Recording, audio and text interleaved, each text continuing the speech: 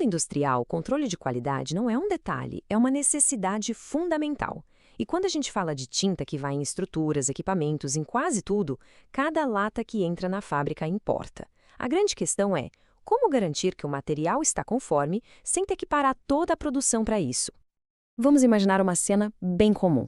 Um caminhão chega no pátio da fábrica com um lote enorme de tinta, centenas de latas. O papel, a nota fiscal, tá tudo certo.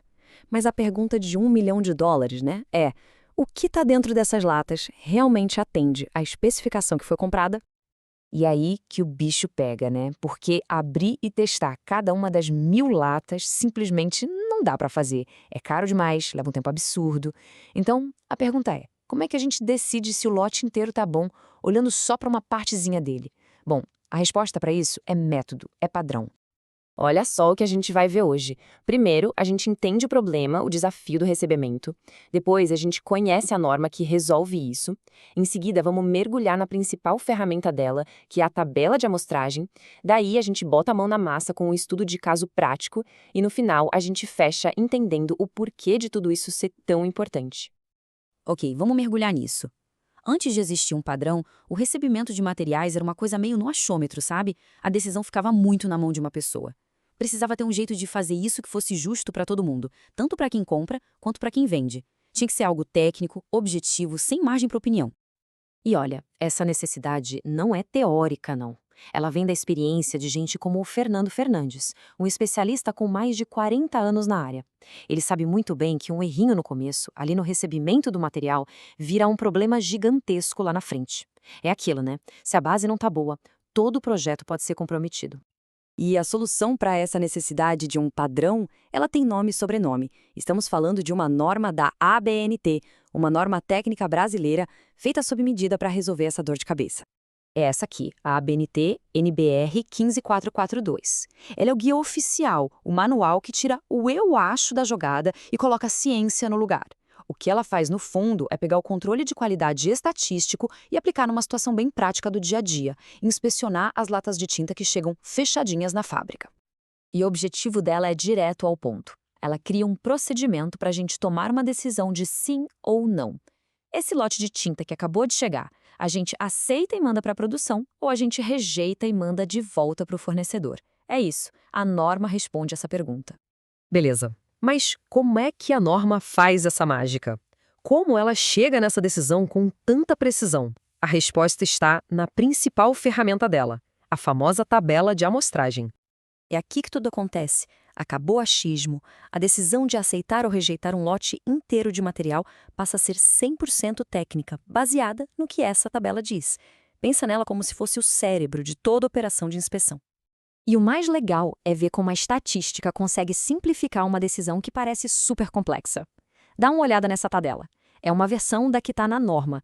À primeira vista, pode até assustar um pouco, cheia de números, mas calma, a gente vai quebrar ela em pedacinhos. Pensa nela como um mapa, um roteiro que diz: olha, para esse lote você vai pegar X latas para analisar, e dependendo do que encontrar, o caminho é esse ou aquele. Vamos começar pelo básico. A primeira coluna, tamanho do lote. Isso é simplesmente contar quantas latas, galões, baldes, enfim, quantos recipientes chegaram no total. É esse número que vai nos dizer em qual linha da tabela a gente tem que olhar. É o nosso ponto de partida.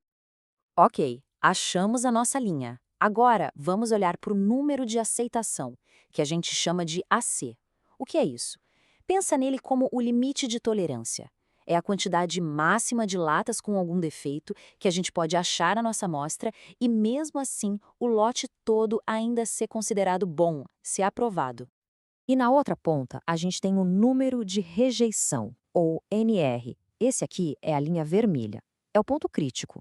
Se a quantidade de latas com defeito que a gente encontrar na amostra for igual ou maior que esse número, não tem conversa. A decisão é automática. O lote inteiro está rejeitado. Fim de papo. Ok, a teoria parece fazer sentido, né? Mas vamos ver como isso funciona na prática, no cenário real. É agora que a gente vai ver a norma em ação. Então, vamos lá. Imagina a situação. Chega um lote com 400 galões de tinta.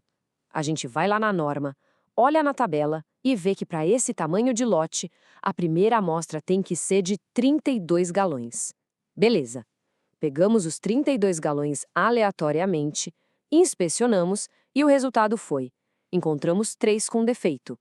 E aí, o que a gente faz agora? A norma dá a resposta. Vamos para a tabela. Primeiro passo, achar a linha certa. Nosso lote tem 400 galões, então ele se encaixa na faixa de 281 a 500. Olhando nessa linha, a tabela é clara. Para a primeira amostra, o número de aceitação é 1 e o número de rejeição é 4. Ok, agora é só comparar os números. A gente encontrou 3 defeitos. Bom, 3 é maior que 1, que é o número para aceitar. Então, aceitar direto a gente não pode. Mas 3 também é menor que 4, que é um número para rejeitar. Então, rejeitar direto também não dá. A gente caiu exatamente no meio, numa zona de incerteza. E o que a norma diz para fazer quando isso acontece? Ela tem uma regra para esse empate técnico. A gente precisa partir para uma segunda amostragem. É como se fosse um tira-teima. Nesse momento, o destino do lote ainda está em aberto. A gente precisa de mais dados para decidir. Então, lá vamos nós de novo. Pegamos mais 32 galões, também de forma aleatória, e inspecionamos. O resultado dessa segunda rodada, encontramos mais 2 galões com defeito. Pronto. Agora, a gente tem o cenário completo. Qual é o veredito? A conta aqui é bem simples, mas é ela que vai selar o destino do lote. A gente tem que somar os defeitos das 2 amostras. Foram 3 na primeira, mais 2 agora na segunda, o que dá um total de 5 galões defeituosos encontrados. E aí vem a decisão final. Se a gente voltar lá na tabela, vamos ver que o número de rejeição acumulado, considerando as 2 amostras, é 5. Opa! O nosso total de defeitos foi exatamente 5. Atingimos o número de rejeição. Isso significa que o lote está formalmente rejeitado. Percebe? Não tem eu acho. É uma decisão 100% técnica, rastreável e justificada pelos dados. Certo. Lote rejeitado. Mas por que todo esse trabalho? Para que seguir essa norma tão à risca? O que se ganha com isso no final do dia? Ah, e a resposta é que isso importa e muito. Seguir um padrão como esse não é só burocracia, sabe? É gestão inteligente. Primeiro, é uma gestão de risco. Você impede que o material ruim entre na sua linha e contamine tudo. Segundo, é economia de dinheiro, pura e simples. Pensa no prejuízo de ter que refazer um trabalho inteiro porque a tinta não prestava. Terceiro, te dá uma base sólida para qualquer discussão com o fornecedor.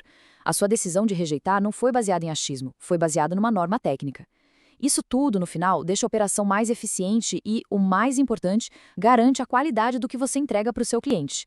Então a reflexão que fica é essa: como anda o processo de recebimento de materiais por aí? Ele é baseado em dados ou ainda tem um pouco de achismo envolvido?